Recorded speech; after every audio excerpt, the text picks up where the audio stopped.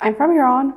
I moved here a year and a half ago, almost 2 years ago, and I'm a fashion design student, graduating tomorrow. I was in high school. I actually wanted to be a painter.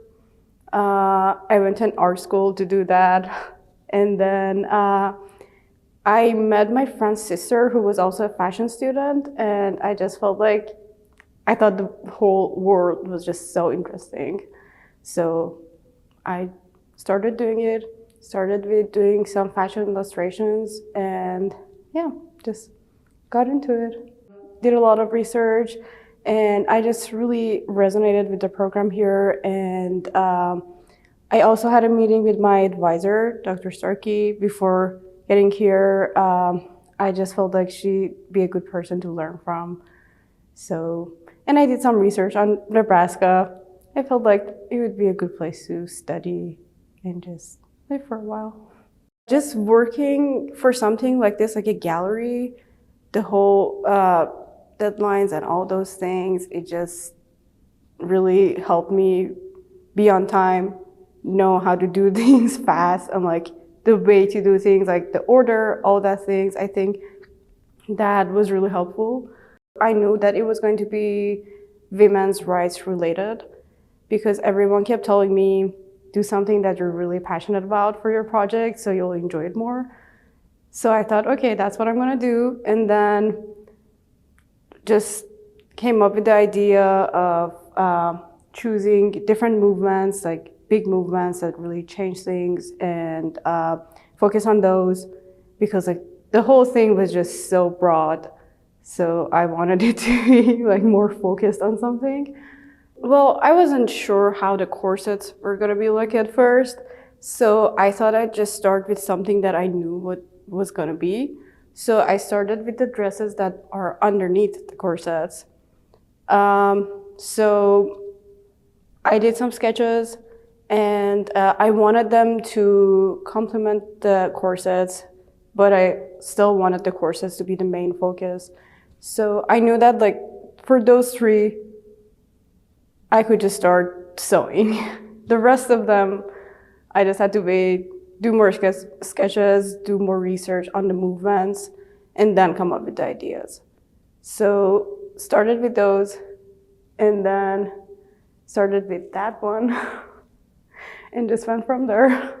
This was the first one I did, and it was inspired by the women's liberation movement in France, which was very focused on reproductive rights.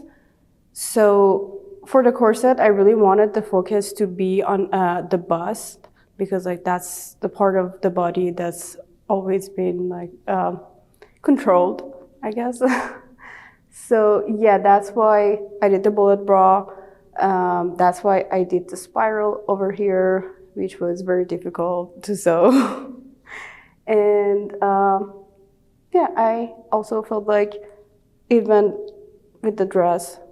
So I just, because the dresses, I knew that one was going to be for which movement, but the other ones, I just didn't know at that point. So yeah, I just like the way they look together. This one was inspired by the women's suffrage movement in the US. The main thing for this one was that the movement was very long. So I wanted to design a piece that would show how long it was, the struggle, and like that.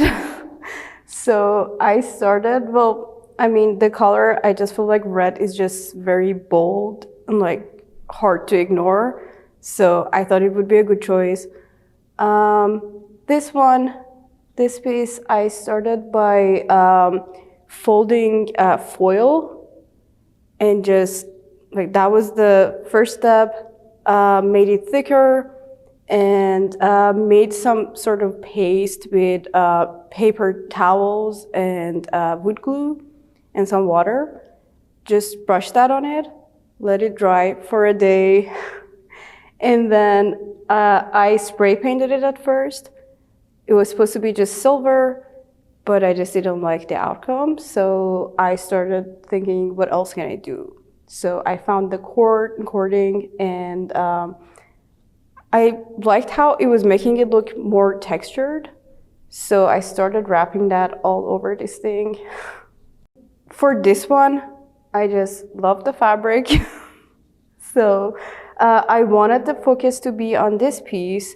So I kind of wanted the corset to really match with the dress. So like the two reds, that was why I did that. This one was inspired by the suffragette movement in the UK. This was definitely the hardest one to make.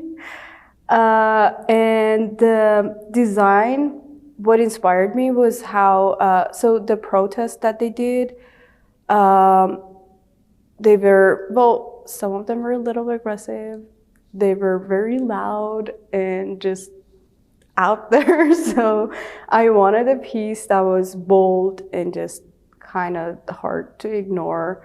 So I started by sewing casings on the fabric, on this fabric. Basically what I did was I folded the fabric, sewed straight lines, and this was bigger because I didn't know what it was going to look like. So I just thought I'll make something big and see what it'll become. So I folded the fabric, sewed very long lines, and then after sewing about like 40 of those, I inserted fish lines into the casings. That also took a long time. And then at some point I just felt like, okay, I'm gonna see what I want it to look like. So cut some parts and just did some of the finishings, put it on the corset, came up with the design and hand sew it to the corset. But it can, like, around this part, it can be move around. That was the goal for this one, and also the red corset. I just like the idea that I can actually move this if I want. Like, it doesn't always have to look like this. It can look differently. From the beginning, I just knew that this was going to be the main one. I just wanted one that was not next to the other garments, a standalone piece, basically. And I knew that I wanted to be big. I didn't know what I was going to do, but I came up with the idea of using a crinoline to just give that big shape that I wanted. So over here you can see the crinoline that's underneath. So what I did was I just got the fabric, I started bunching it up in different places, hand sew it all to the crinoline, and I really wanted the top to be more dense and like fade out at the bottom. I kind of wanted it to have like a smoky effect. So started by doing that, a lot of hand sewing.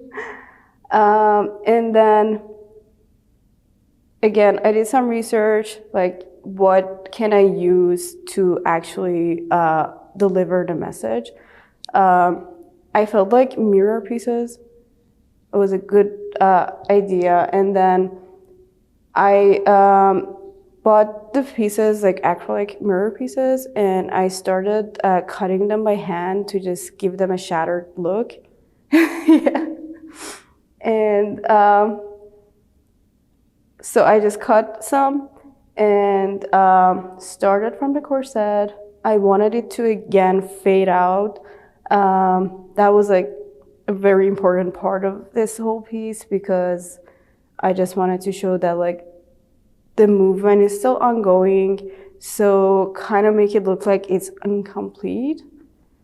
So that was the goal. And then something that I didn't even think of before doing it was that it actually really, the mirrors catch light and like the reflection like around it that was just, well, that was a bonus. It wasn't planned, but I really enjoyed it. So the idea behind it, I think I just started talking about the process. The corset was inspired by the ongoing women's rights movement in Iran. The reason I chose the mirrors was because, and cut them to make them look shattered, was because I wanted it to, just show that, okay, this thing is incomplete, but at the same time, it's catching light and it's shiny. So like, still going on, but very strong and like attention grabbing way. So that was the goal. And I wanted to have something behind the garment.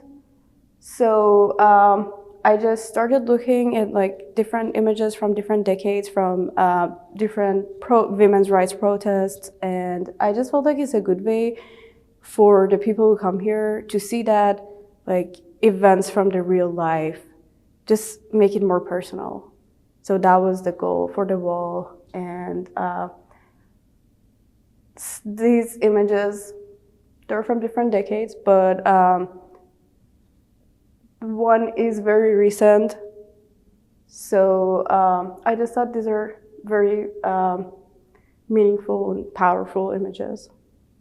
Well, the goal was for people to look at everything and know that the fight is still ongoing, and just think about everything that has been achieved and the things that are still being fought for and need to be achieved, and just think about that.